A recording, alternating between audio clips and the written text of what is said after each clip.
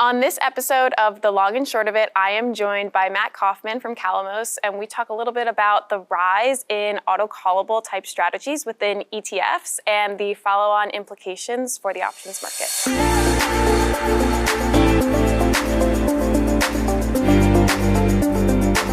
Welcome to this episode of The Long and Short of It. Today, we're joined with Matt Kaufman from Calamos. Matt, thanks for joining us. Natalie, thanks for having me. Great to be here. And quickly, just before we hop into the conversation, I was hoping you could just give us a little background about yourself, about Calamos, and just give us the quick and dirty. Sure. Yeah, so Matt Kaufman. I've been in the ETF space for a little more than 20 years. Made about a decade pit stop in the insurance space as well, building out a lot of hedging strategies. We've since brought a lot of that knowledge back into the ETF space, so bringing a lot of institutional type hedging strategies, alt strategies into that liquid, transparent, tax efficient vehicle we all know and love. I'm at Calamos, building out the active ETF line. Calamos has been around since the late 70s, just a few years after the options marketplace opened. Okay. Of history in convertible bonds, we are the largest manager of converts in the country. Oh, wow. I didn't know that. Yeah, so if you go to the auto call space, which I think we're talking about here, yep. That really has roots in a product known as the reverse convertible. Right. If a convertible gives you upside to the market and a bond floor, reverse convertible gives you that stock as the market goes down. But we could talk through all that, but excited to be here. Thanks for the opportunity. Yeah, of course. You mentioned autocallables, which is the perfect lead-in for our segment today. We're going to be talking about the rise of autocallables. Great. As we have discussed, this topic keeps coming up with clients across client segments on the buy side. So First off, autocallables might not be a term that many investors are super familiar with yet. Mm-hmm. Could you give us a little bit of background of what are autocallables and why the pickup in interest in autocallable strategies right now? Oh, appreciate that. Yeah, there are a lot of users of autocallable yield notes in the marketplace today. Yep. It's a term that many might not be familiar with. So depending on where you come from, if you have an options background or an income just background, we can get you there. Maybe a good way to anchor this is in derivative income. Okay. So if you are familiar with covered call strategies, sure. Those are very popular in the ETF space right now. Yes. Pick your favorite one, sell off your upside, you collect an income payment for that, and then you have downside risk relative to that underlying holdings, maybe SPX, something like that. If you go to the structured note marketplace, derivative income dominates there as well. Yes. In the ETF landscape, it's about a $150 billion market. We Huge. built the first buy right ETF in 2007. You fast forward to today, that's a big marketplace. You go to the structured note side, again, derivative income dominates there as well, but it's through what's known as an auto-callable yield note. Okay. So just to liken that to the derivative income market, it's very similar to a long-dated put option. Okay. So you can think of an auto call like a long-dated put option, let's say 5 years in length. Okay. There's usually a non-call period where you cannot get called away. Okay. So let's say a 1 year period. And then after which, if the market is positive, the index that note is tied to, if it's positive after 1 year, then you can get called away. And that's where the name comes from, the auto-callable. Oftentimes, there's protective barriers built into these as well. Okay. So just to walk through some terms that we might not be familiar with. Yes, please. So let's take a long-dated put option. We'll put a 5-year life on the option, a 1 year period where you can't get called away, and then a minus 40% protective barrier on that monthly coupon. So what that means is that the reference index, let's say the S&P 500, has got to go down by minus 40%. Okay. On a monthly since inception basis for you to lose that coupon payment. Okay. And then there's also a principal barrier. So leaving it the same, minus 40%, that means that the reference index has to be down by minus 40% at the end of that 5th year, so European style, for you to lose that principal and have principal at risk. So if the reference index is down 35%, you're flat, you are getting your principal back, maturing at par. If the reference index is down 41%, that's your risk. You've lost 41%. Okay, good. And why do you think so many people are looking at this type of strategy now? So this is a way to generate high and stable income. Okay. When you move it into the tax efficient ETF wrapper, you can obtain tax efficiency there as well. So people are really appreciating the accessibility of something that was formerly very difficult to access. It often had high minimums. Right. Now we're seeing that space move into the ETF world. So you can now get this high stable coupon where that coupon is paid as long as the reference index does not fall too far. Okay. So what we really see people appreciating is this laddered version. Right. So if you bought one of these, if you bought one long dated put option, you've got pin risk at the end, you've got maturity risk at the end that, the market might be down significantly, might be flat. But if you ladder this out, so our strategy is a weekly ladder. If you ladder it out weekly, well, now you have diversification across a remarkable amount of time. Okay. So it's akin to a laddered strategy, diversifying out your risk. You get a really high stable coupon for that. Okay, interesting. And you mentioned obviously the rise in defined outcome ETFs. We've seen these structures really move from pretty niche to mainstream since 2018. Why do you think autocallables might be the next generation of structured income derivatives products? Sure. And what makes this compelling for asset allocators? Yeah, as I mentioned, I was at Milliman for about 12 years, actually right down the street here in Chicago. We were doing a lot of work with indexed annuities and variable annuities. In that zero rate environment, after the financial crisis, rates went to zero.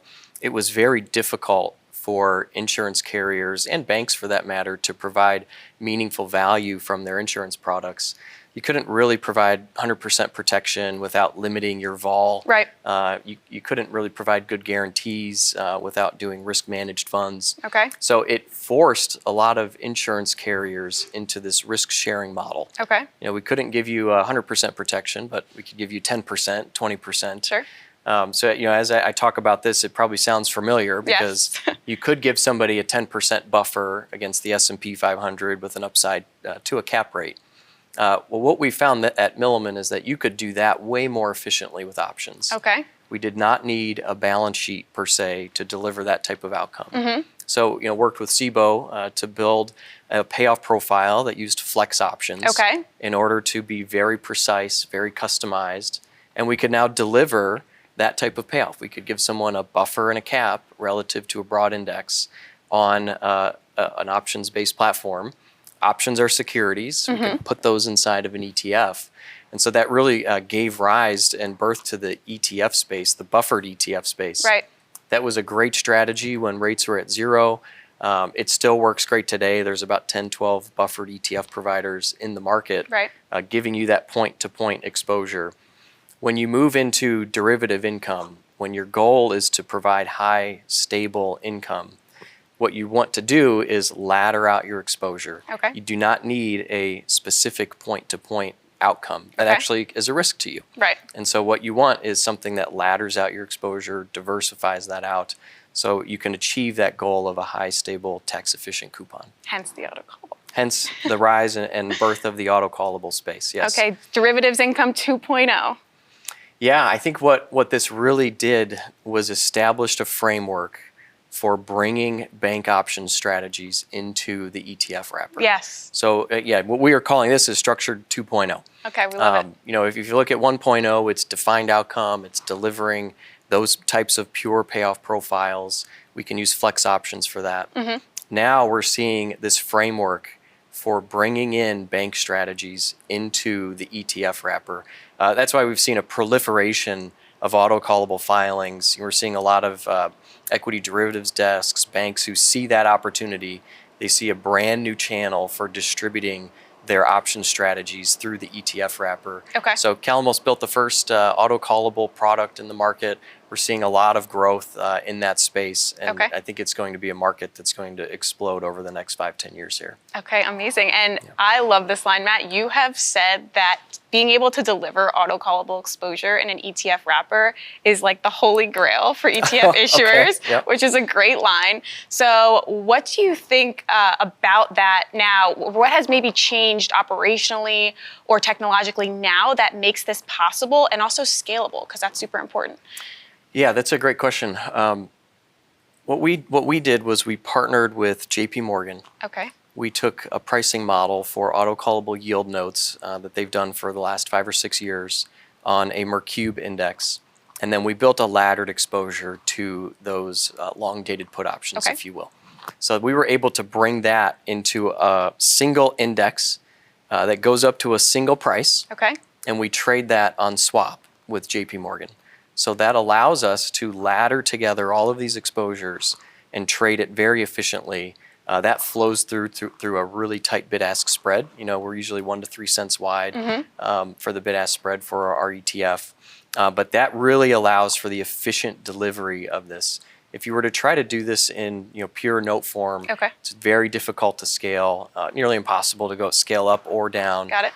So that's really what allowed for the delivery of this type of strategy into the ETF wrapper. Okay, and you talk about working with the banks. So obviously we know introducing these types of autocallable structured ETFs to the market could have follow-on implications, things like increased hedging activity, bank flows, maybe volatility dynamics. So in terms of how this impacts options markets, what's your kind of take on that, especially maybe as it pertains to flex options usage, as you mentioned, trading flex options, and then also increased hedging activity maybe from the banks or the ETF issuers? Yeah, this can be very beneficial to the growth of the liquidity pool for futures-based options, for the options market itself. We try to tie things to very liquid assets. That's true when we're using flex options. It's true when you're using swap-based products as well. So we built the first line of 1-year principal protected ETFs, if you remember a couple of years ago. Flex options based, you can get principal protected exposure to the S&P, to NASDAQ, to Russell. We have Bitcoin now as well. We worked with you on that project. So that, as you see the theme, it's that we're building things on very large liquid underlyings. Once you start to lose liquidity in the underlyings, that's when some problems can start to happen. But with our autocallable product, the base is still an S&P 500 base. And so that really drives liquidity all the way through the ecosystem.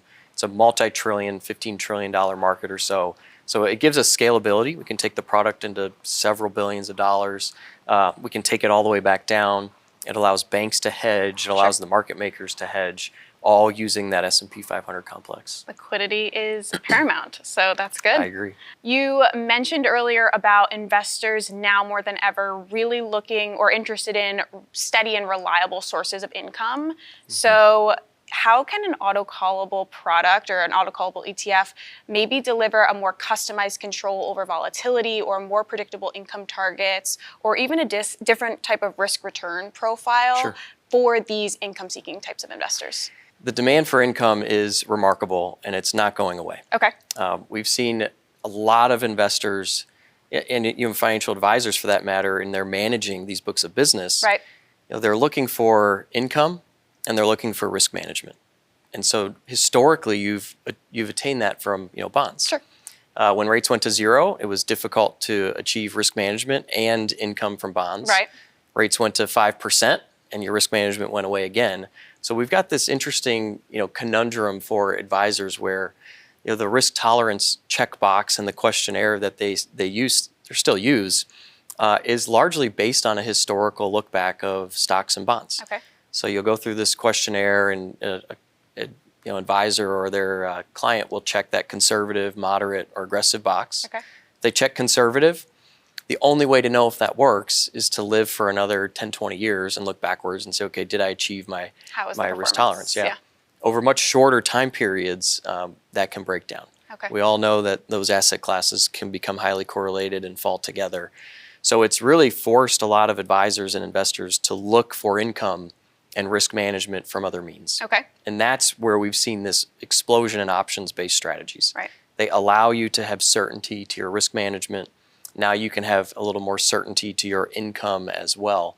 So using an autocall strategy, then you can have S&P 500-like exposure. So if you're not familiar with autocalls at all, you can think of it like a basket of bonds that's just tied to the equity markets. As long as the equity markets don't fall too far, you're going to get your coupon and get your principal back at maturity. So that type of strategy has a lot of appeal to folks. The NAV will move a lot like the market over time. So for our strategy, that's about 18% volatility over the last 10 years. Okay. But then it allows you to make the statement of, if you're comfortable with S&P vol, you can turn that in for a really high, stable, and reliable coupon. That's also now tax efficient. How do bonds pay income? It's all ordinary income rates.